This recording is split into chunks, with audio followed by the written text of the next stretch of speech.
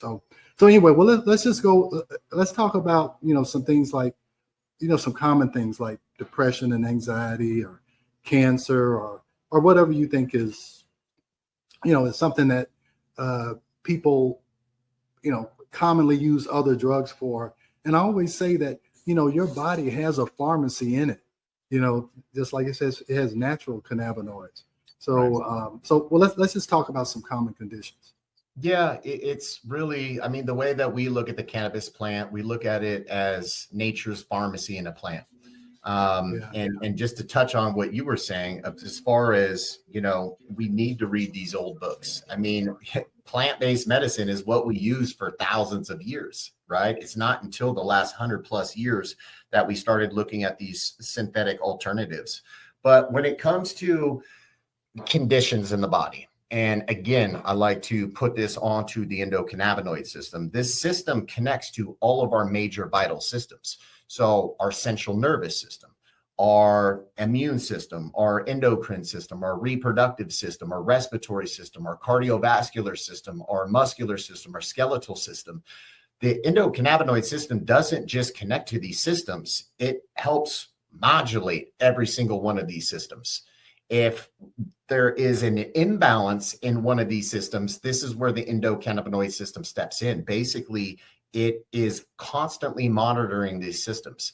And what its main job is to do is to keep all systems in the body in homeostasis. So when the body becomes compromised due to disease, illness, injury, stress, anxiety, depression, any of these things take place in the body, it creates an imbalance in the body.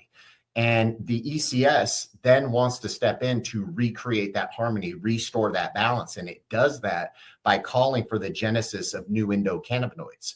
Now, those will be released and traverse to the area of the body that has become compromised, and it binds to that cannabinoid receptor. And once this connection occurs, it opens it like a lock and key, which can open a communication pathway that enhances cellular communication.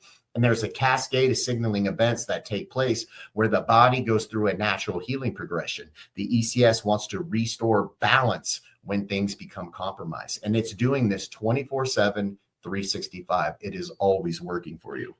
But to touch on what you were asking, it's, we always have to be careful about the way that we word this, right? Because this isn't something that is FDA approved. And so we discuss a lot of what the endocannabinoid system does, and that we're just enhancing the system with the plant-based cannabinoids.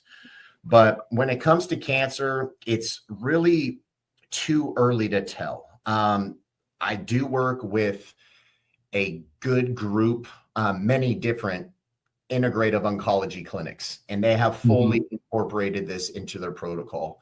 So this is something that can provide comfort for them, can provide quality of life. And what's difficult to pinpoint exactly what it's doing is a lot of these doctors are stacking 10 to 12 different modalities, right? Are they getting home runs where they're having massive success stories? Absolutely. But the fact is, we don't know exactly what it is. And it's hard to ask these doctors when they're in working with somebody that's stage 4. Can you just use the Pico IV to see what it's doing? But I can tell you this, they have fully incorporated this into their protocols due to what they are seeing for sure. Specifically. Well, yeah, well, that's what I started doing. And if nothing else, it just calms some of the fear, that the patients have. It allows them to, and if they're having pain or symptoms from the chemotherapy or radiation or whatever, it helps with pain relief. It helps with some of the anxiety. So yeah, I'm from the old school. I'm 64 years old, so I grew up where marijuana or cannabis was a gateway drug, and I'm beating down my kids, don't do it. And now I'm totally open to it, and my kids are like, oh wow, I don't want to call you a hypocrite, but I'm like, hey, I was like, when my mother used to say, when you know better, you need to do better. So I know better now, so I'm an advocate of this. And as patients get older, probably sleep is the most important thing that seems to dissipate. And sleep is so important for your recovery. And so let's talk about how cannabinoids can help with sleep. Yeah, it's, the ECS is very connected to our central nervous system. The endocannabinoid system connects to our circadian rhythm, and it has a calming effect. So we have cannabinoid receptors in the brain, all portions of the brain, but it's connected to certain neurotransmitters within the brain, like GABA, which some of these have calming effects. So we are hearing that people are having tremendous sleep post infusions, or even people that are utilizing tinctures and things like that. There's a deep connection there, being able to help people get restful sleep. And that's one of the things too that's important for the endocannabinoid system to rest. This is a system that's working 24/7, 365. All systems need a break here and there, right? It's constantly monitoring for imbalances in the body. So when you were getting restful sleep, you're actually recharging your endocannabinoid system. Well, I'm going to be honest with you. I started taking some Delta 8 gummies about, I don't know, a year ago. And I'll tell you that, I have my sleep watch on, and I mean, it greatly improved my sleep. My sleep scores have gone up. I mean, I was sleeping 3 hours a night. I was waking up at 2 or 3 o'clock in the morning, couldn't go back to sleep. And I knew it was deleterious to my health. And that really made me a believer, especially when I saw I was getting more deep sleep, more REM sleep.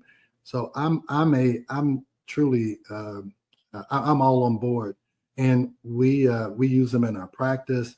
We have some patients who swear by it, and it's 10 times better than Ambien or Xanax or Ativan or any of those benzodiazepines or anything. So I'm a big proponent for using it to help people sleep. Yeah, it naturally connects with the body's own melatonin system, to where it's definitely one of the bigger compliments that we feel or that we hear. And kind of to touch back on what you were saying about the cancer, the standard, right, in the medical industry is chemo and radiation, which we know just absolutely torches their immune system. So one great thing about the endocannabinoid system is it works hand in hand with our immune system. We have CB2 receptors connected to our immune cells. So CB2 receptors, that's the cannabinoid 2 receptors. These are attached to all of our immune cells, our macrophages, our T cells, our B cells, our neutrophils, mast cells, natural killer cells. So by utilizing plant-based cannabinoids, if you think about post, chemo and what they go through, and so many people that are doing the high dose vitamin C, this is something that pairs very well with that and could potentially help rebuild that immune system. Yeah, that's where I use it. I use high dose vitamin C with my cancer patients, and I see great things with that. Whether they're going down the conventional road and getting the chemo and radiation, using the high dose IVs, vitamin C with the CBD, they get through the chemo better. They respond better to the chemo.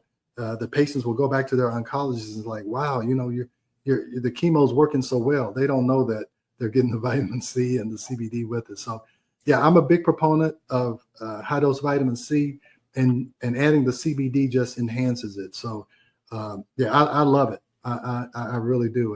And the patients really respond well to it also. So here's some of the things that are really important about Pico IV, and it has to do with the particle size. As we were discussing how the product was made, that we had to reduce the particle size. We got a very good portion of this below a nano level, roughly about 800 picometers at its smallest point. So the cannabinoid particulates that are going into the bloodstream are roughly 10,000 times smaller than a red blood cell. So this has the ability to get into areas of the body, other therapies, other modalities, and certainly no other cannabinoid has ever been able to reach. So it's able to get to receptors that are in the brain, right? This is something that can easily cross the blood-brain barrier, but also receptors that we have deep in the tissues and deep in cells. So, you know, we've worked with cannabinoids, like I said, for about 7 years, and we've worked with plenty of doctors and nurses. You know, we know this technology is massive because the stories that we're hearing, there's not a week that goes by that we don't have goosebumps on our arms from what we're hearing from some of the doctors, physicians, and the nurses that we work with. So really, there's two things that have been accomplished that have never been done before. One is creating something that is sterile, right? And then the other is the particle size. So combining these two into one product. Wanted to touch on that real quick because it is into areas of the body just we haven't seen it reach before. Well, hey, let's answer the big question.